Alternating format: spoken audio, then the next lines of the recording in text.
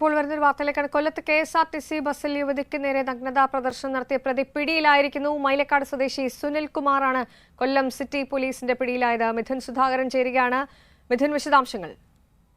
ശീതൾ, ഇത്തിക്കര പാലത്തിന് സമീപത്ത് നിന്നാണ് ഈ പ്രതിയെ പിടികൂടിയത്. 43 വയസ്സുള്ള സുനിൽ കുമാറാണ് പ്രതി. മൈലക്കാട് സ്വദേശിയാണ്. ഇയാൾക്ക് വേണ്ടി ലുക്കൌട്ട് നോട്ടീസ് അടക്കം പുറപ്പെടുവിച്ച് പോലീസ് തെരച്ചിൽ നടത്തി. അതിന്റെയൊക്കെ അടിസ്ഥാനത്തിലാണ് പ്രതിയെ ഇന്നലെ രാത്രി തന്നെ പിടികൂടിയത്. കൊല്ലം സിറ്റി SIP ഷെരീഫിന്റെ നേതൃത്വത്തിലുള്ള സംഘമാണ് പ്രതിക്ക് വേണ്ടി പലയിടങ്ങളിലായി വല വിരിച്ചത്.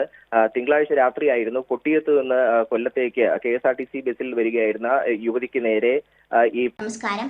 കഴിഞ്ഞ ദിവസം ഒരു വാർത്ത നമ്മൾ കേട്ടിട്ടുണ്ടായിരുന്നു. അതായത് ബസ്സിനുള്ളിൽ വെച്ച് ഒരു പെൺകുട്ടിക്ക് ഒരു മധ്യവയസ്കനിൽ നിന്ന് നേരിടേണ്ടി വന്ന ഒരു മോശം അനുഭവത്തെ കുറിച്ചിട്ടുള്ളതായിരുന്നു ആ ഒരു കാര്യം. അതൊരു യൂട്യൂബർ ആയിരുന്നു. പക്ഷെ അന്ന് ആ ഒരു സമയത്ത് തന്നെ അതിനുള്ള മറുപടിയും അതിനുള്ള ശിക്ഷയും കൂടി കൊടുക്കുകയുണ്ടായി. പോരാത്തതിന് സമൂഹ മാധ്യമങ്ങളിൽ അത് പ്രചരിക്കുകയുണ്ടായി.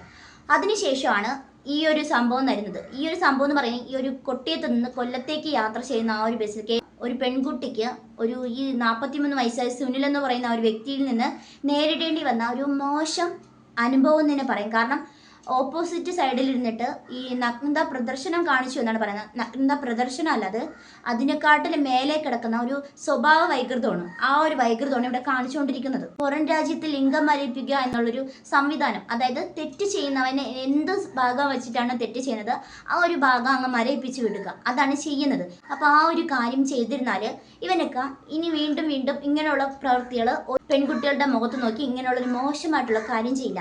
കമ്പയർ ചെയ്യുന്നുണ്ടെങ്കിൽ ഗോവിന്ദചാമിയുടെ അതേ സ്വഭാവമാണ്. കാരണം ഗോവിന്ദചാമിക്ക് ഒറ്റ കൈയില്ലെന്നേ ഉള്ളൂ, ഇതേ സ്വഭാവ വൈകൃതം തന്നെയാണുള്ളത്. അപ്പോൾ ഇവനെയൊക്കെ പുറത്തു വിട്ടിരുന്നാൽ, അതായത് ഇപ്പോൾ ഈ ഒരു പെൺകുട്ടിയെ ഒറ്റയ്ക്ക് ഇല്ലെങ്കിൽ വേറൊരു പെൺകുട്ടിയെ എവിടെയെങ്കിലും ഒറ്റയ്ക്ക് വെച്ച് കണ്ടെന്ന് വിചാരിച്ചോ, ഇവൻ്റെ കയ്യിൽ കിട്ടിയാൽ എങ്ങനെ വെറുതെ വിടോ? ഒരിക്കലുമില്ല. ഈ ഗോവിന്ദചാമി എങ്ങനെ ചെയ്തോ അതേപോലെ തന്നെ ആയിരിക്കും ആ ഒരു പെൺകുട്ടിയുടെ അവസ്ഥ. അവസാനം ആ പെൺകുട്ടി മരിക്കുകയും ചെയ്യും. ഇവനെ പോലെയുള്ളവൻ വീണ്ടും ജയിലിനകത്ത് കയറും, പിന്നെയും പുറത്തിറങ്ങും, വീണ്ടും ജയിലിനകത്ത് കയറും. അവൻ്റെ നല്ല സുഭിക്ഷമായിട്ടുള്ള ആഹാരവും കഴിച്ച് നല്ല ചിക്കനും മട്ടനും കഞ്ഞിയും പയറും ഒക്കെ കഴിച്ച് സുഖമായിട്ട് കഴിയും. അപ്പോൾ ഇതിനുള്ള നടപടികൾ നല്ല നടപടികളാണെങ്കിൽ, അതായത് ഈ ഗൾഫ് രാജ്യങ്ങളൊക്കെ കണ്ടിട്ടില്ലേ, ഇവൻ്റെയൊക്കെ ആ ഒരു എന്ത് ഭാഗം വെച്ചിട്ടാണോ തെറ്റ് ചെയ്യുന്നത് ആ ഒരു ഭാഗത്തിന് അതിൻ്റേതായിട്ടുള്ള ശിക്ഷ.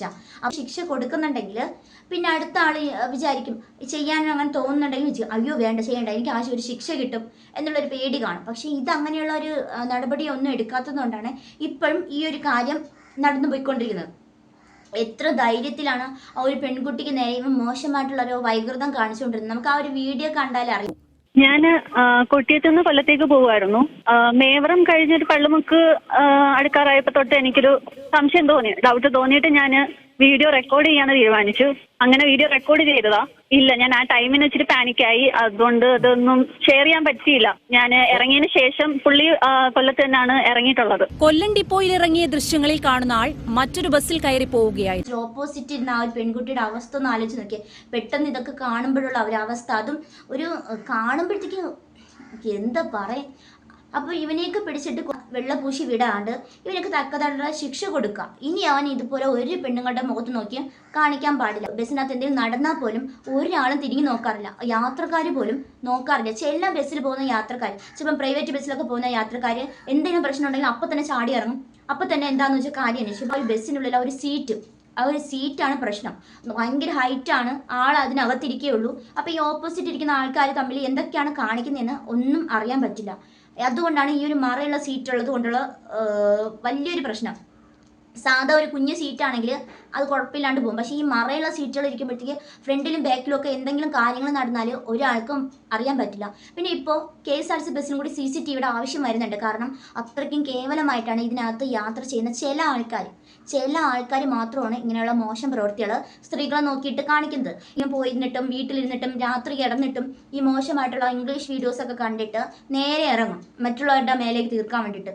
അതിനുണ്ടാവുന്ന കുറേ പ്രശ്നങ്ങളാണ് ഇത് അമ്മയാണോ പെങ്ങളാണോ മകളാണോ കൊച്ചുമകളാണോ എന്നൊന്നും നോക്കാണ്ടാണ് ഇവരുടെയൊക്കെ ഓരോ കാര്യങ്ങളിങ്ങനെ നടത്തിക്കൊണ്ടിരിക്കുന്നത്. അപ്പോൾ ഇതിനൊക്കെ തക്കതായിട്ടുള്ള ശിക്ഷ കൊടുക്കുക. ഗവൺമെൻറ് ഇങ്ങനെ കാണിക്കുന്ന നഗ്നതാ പ്രദർശനവും അതിന് മേലെ കാണിക്കുന്ന ആൾക്കാർക്കും നല്ല ശിക്ഷ ഉറപ്പാക്കിയാൽ ഒരിക്കലും ഈ സംഭവങ്ങൾ ഒരിക്കലും വരില്ല. കാരണം പെൺകുട്ടികൾക്ക് ഒറ്റയ്ക്ക് യാത്ര ചെയ്യാൻ പോലും പറ്റാത്തൊരു അവസ്ഥയിലോട്ട് പോയിക്കൊണ്ടിരിക്കുകയാണ് ഇപ്പോൾ. എന്നുണ്ടെങ്കിൽ ഇങ്ങനെയുള്ള ആൾക്കാരെ പഞ്ഞിക്കിട ഇനി ജനങ്ങൾ മാത്രമേ പുറത്തിറങ്ങത്തുള്ളൂ. അങ്ങനത്തെ സ്ഥിതിയിലായിട്ടായിരിക്കും ലാസ്റ്റ് പോകുന്നത്. അപ്പം പിന്നെ ആരും തെറ്റ് പറയാൻ പറ്റില്ലല്ലോ. ഇന്ന ആൾ ഇന്നതുപോലെ കാണിച്ചു, എല്ലാവരും കൂടി തല്ലിക്കൂട്ടി, അത്രേ പറയത്തുള്ളൂ. ഒരാൾ മാത്രം അടിക്കുമ്പോഴേ ആ ഒരു പ്രശ്നം വരത്തുള്ളൂ. അപ്പം എല്ലാവരും അടിക്കുമ്പോഴേക്കും ആ ഒരു പ്രശ്നം വരില്ല, ആരുടെ പേരും കേസ് വരത്തില്ല. ഒരു ചിലപ്പോൾ മകളുണ്ടായിരിക്കാം.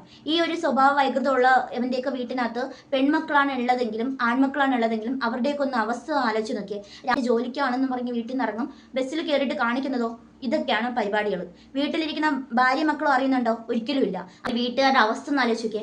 ഇവനൊന്നും വീട്ടിൽ കയറ്റാൻ പാടില്ല, ഇവനൊക്കെ പോട്ടെ, സെപ്പറേറ്റ് പോയി അവനൊക്കെ ഒറ്റയ്ക്ക് താമസിക്കട്ടെ, അതാണ് നല്ലത്. ഭാര്യയ്ക്കും മക്കൾക്ക് എന്ത് വിലയായിരിക്കും ഇനി കിട്ടുന്നത്? ഇയാളൊന്ന് ആലോചിച്ച് നോക്കിയിട്ടുണ്ടോ? ഇയാൾ ഈ ബസ്സിനകത്ത് കയറി നിന്നിട്ട് മോശം പ്രവൃത്തികൾ കാണിച്ചിട്ടുണ്ട്. അപ്പോൾ ആ ഒരു വീട്ടുകാരുടെ അവസ്ഥ ഒന്ന് ആലോചിച്ച് നോക്കി. എന്ത് ധൈര്യത്തിലായിരിക്കും അവരിനി കഴിയുക? ഇവനെയൊക്കെ പോലെയുള്ളവൻ്റെ കൂടെ ഇനി എങ്ങനെ കഴിയും? കാരണം ഒരു മോശമായിട്ടുള്ളൊരു പേരായിരിക്കും ഇനി അവർക്ക് കിട്ടിയിട്ടുണ്ടായിരിക്കുക. അതൊക്കെ ഒന്ന് ആലോചിച്ച് നോക്കി. വൈകൃതം, ഗോവിന്ദച്ചാമിയുടെ സെയിം ക്യാരക്ടർ. അപ്പോൾ എന്തിനാണ് ഇങ്ങനെ പുറത്ത് വിടുന്നത്?